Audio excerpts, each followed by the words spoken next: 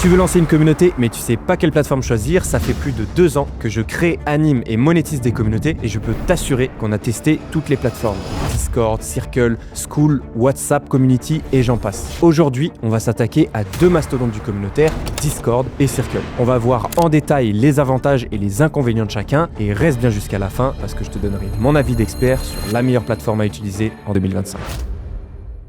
Je me présente, je m'appelle Hippolyte, je suis le cofondateur de CoCreate, une agence de scaling pour les formateurs, créateurs et coachs en ligne spécialisés dans le communautaire. Et on nous pose souvent la même question, quelle plateforme utiliser pour créer ma communauté? Alors on a testé, on a comparé et on a accompagné plus de 50 clients à structurer leur espace et aujourd'hui, je vais vous montrer ce qu'on a appris, les erreurs à éviter et surtout pourquoi 100% de nos clients récents ont choisi.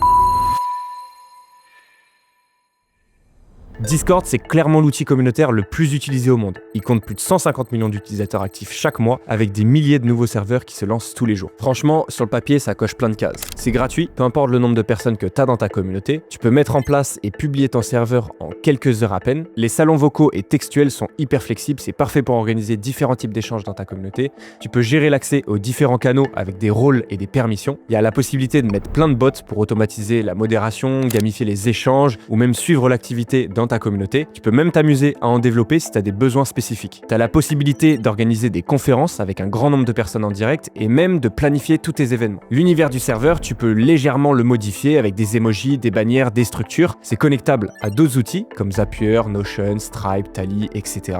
Et l'appli mobile, elle est super bien faite pour garder ta communauté active, même en déplacement. Bref, tu peux créer une vraie dynamique de groupe assez vite, surtout si tu sais bien structurer ton serveur dès le départ. Et pour certains types de communautés, les communautés jeunes, les communautés gratuites, les communautés créatives, crypto, gaming, c'est clairement le bon choix pour vous. Mais dans la réalité, cette simplicité, elle cache un réel problème. Déjà, 80% des communautés qu'on voit, elles sont mal structurées. Il y a trop de salons, il n'y a aucune hiérarchie qui est claire, il n'y a pas de vrai onboarding pour accueillir les nouveaux. Bref, le résultat, c'est que c'est le bazar. Et quand c'est le bazar, les gens ils se barrent. En plus, Discord garde une image très geek, très gaming. Ça freine beaucoup de profils plus pro, plus business. Et nous, on l'a vu plein de fois avec nos clients, il y a certains membres qui osent même pas rejoindre juste à cause de l'outil. Le résultat de tout ça, c'est que tu as un énorme taux d'abandon, tu as une communauté qui s'essouffle, tu n'as plus d'engagement et tu as une énergie de départ qui part en fumée. Et dès que tu veux structurer ton contenu, vendre un programme, faire de l'emailing ou même proposer une vraie expérience membre, tu touches vite aux limites. Il n'y a pas de module de cours, il n'y a pas de système de paiement intégré, il n'y a pas d'automatisation natif, sauf si tu passes par des outils externes. Et c'est là que Discord montre ses failles. Il n'a pas été conçu pour ça à la base. Tu as la possibilité de bricoler des solutions, donc développer des bots personnalisés, faire des automatisations externes dans tous les sens, connecter plusieurs outils ensemble, ça c'est sûr. Mais ça te prendra du temps, ça te coûtera de l'argent et ça va tout complexifier. Et ça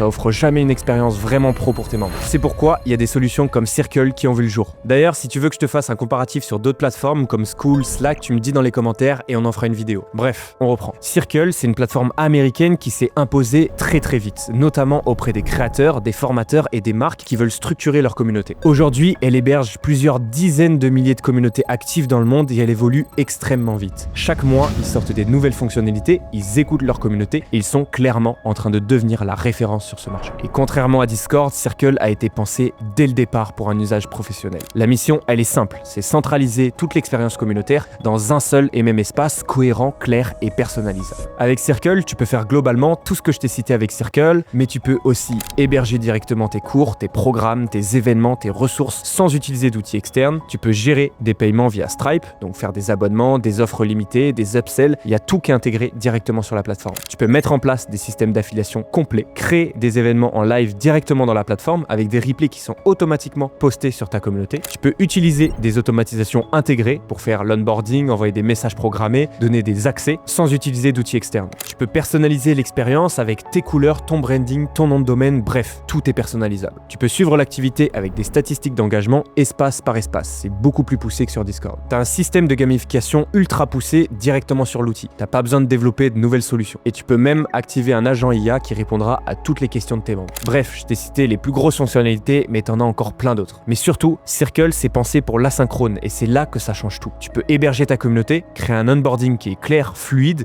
même automatisé. Et tout ça, ça améliore l'expérience utilisateur dès la première minute. Ça veut dire que tu vas pouvoir créer un vrai parcours membre qui durera plusieurs semaines, voire plusieurs mois, sans que tu aies à tout gérer manuellement. Tu crées des échanges de qualité dans un espace qui est structuré, calme ferme et agréable à utiliser. Bref, on n'est plus juste sur une plateforme de discussion. On est sur un écosystème complet pensé pour engager, fidéliser et faire grandir ta communauté sur le long terme. Alors oui, avec Circle, il y a quelques limites. C'est une plateforme payante à partir de 39 $ par mois et souvent, nous, ce qu'on conseille à nos clients, c'est de prendre le plan à 99 $ par mois pour avoir au moins toutes les fonctionnalités. L'appli mobile, elle est encore récente, donc elle peut avoir quelques petits bugs ou des maintenances qui sont assez ponctuelles, on va dire. Et à l'heure où je te parle, l'interface, elle est encore entièrement en anglais. Mais honnêtement, toutes ces limites, elles en sont pas vraiment. Parce que quand tu regardes ce que t'apporte Circle derrière, le retour sur investissement, il est évident pour toi. Oui, c'est une plateforme payante, mais en réalité, tu remplaces 3 ou 4 outils d'emailing, d'automatisation, d'hébergement de contenu, etc., avec un seul et même espace. Tu gagnes du temps, tu simplifies ton business et surtout, tu proposes une vraie expérience professionnelle à tes membres.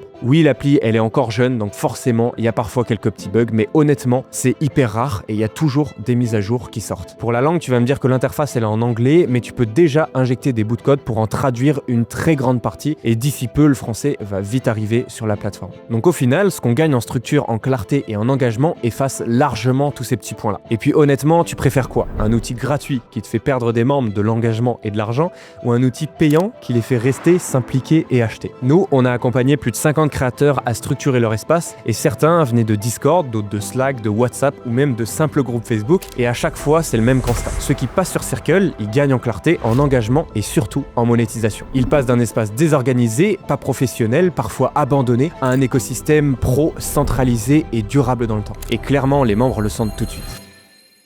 Donc si je te récapitule simplement, oui, tu peux lancer ta communauté sur Discord, c'est rapide, c'est gratuit et si t'es un peu débrouillard, tu peux faire des choses assez cool. Mais très vite, tu vas devoir empiler les outils. Un pour les paiements, un autre pour la formation, encore un autre pour les emails. Et là, t'as une usine à gaz à gérer. Sans parler de l'image geek que Discord renvoie, qui peut clairement refroidir une partie de ton audience. En gros, Discord, ça peut fonctionner si tu fais du coaching en groupe, du trading ou des communautés hyper live, hyper instantanées. Mais si ton objectif, c'est de créer une expérience claire, professionnelle, qui scale et qui monétise, tu vas être hyper limité. Et de l'autre côté, t'as Circle. C'est un peu plus technique à mettre en place et oui, c'est payant, mais en échange, t'as tout sous le même toit. Communauté, contenu, événements, paiement, automatisation, bref. Tes membres arrivent, ils comprennent où aller, ils savent ce qu'ils peuvent faire et comment progresser. Et toi, t'as un outil qui t'aide à grandir, pas un truc que tu dois patcher toutes les semaines. Donc pour nous, il n'y a même pas de match. Discord, c'est cool pour démarrer ou pour des communautés qui sont très spécifiques ou gratuites. Et Circle, c'est ce qu'on recommande à tous ceux qui veulent un vrai levier pour structurer, engager et monétiser leur communauté. Et je suis bien placé pour t'en parler parce que j'ai créé des dizaines et des dizaines de communautés sur Discord jusqu'à ce que je découvre Circle et toutes les possibilités qu'il offre. Et si tu te poses encore la question de quelle plateforme est faite pour toi, pas de panique, c'est normal. On a accompagné des créateurs depuis plusieurs années maintenant et on sait que c'est pas toujours évident de choisir, structurer, engager et monétiser sa communauté. Alors si tu souhaites qu'on fasse le point sur ta situation actuelle, tes objectifs et le choix de ta plateforme, tu peux cliquer directement sur le lien en description de cette vidéo pour qu'on en discute ensemble. Et même si on n'est pas amené à bosser ensemble derrière, tu repars avec des actions concrètes à mettre en place pour faire avancer ton projet.